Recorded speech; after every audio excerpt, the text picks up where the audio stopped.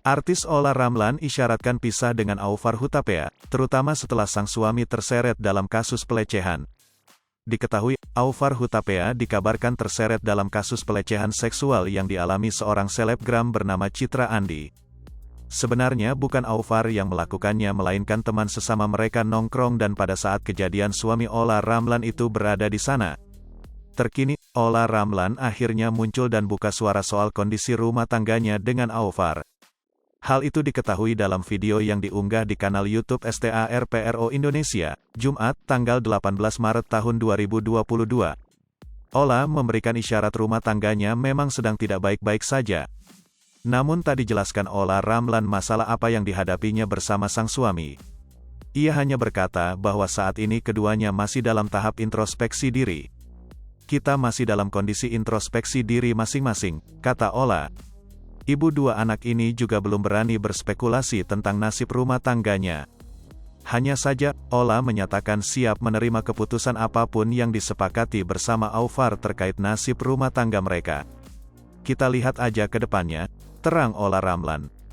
Di tengah wawancara, Olla Ramlan malah menyinggung soal perpisahan. Kendati demikian, baik Olla maupun Aufar saat ini masih berusaha melakukan yang terbaik untuk mempertahankan rumah tangga mereka. Kalaupun memang ingin masih bersama-sama, ya kita sama-sama, ungkap Olla. Kalau saatnya kita memang udah waktunya berpisah, ya kita pisah, sambungnya.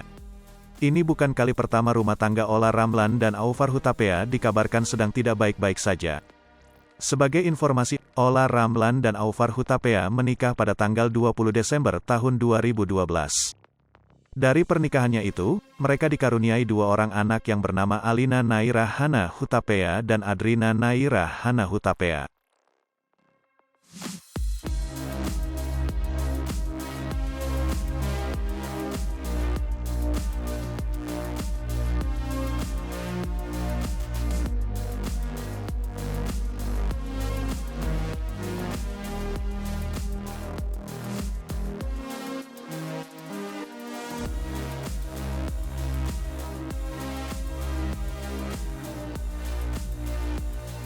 Hai pemirsa Sri Popo TV, jangan lupa komen, like, dan subscribe, serta tonton terus berita-berita terupdate lainnya ya.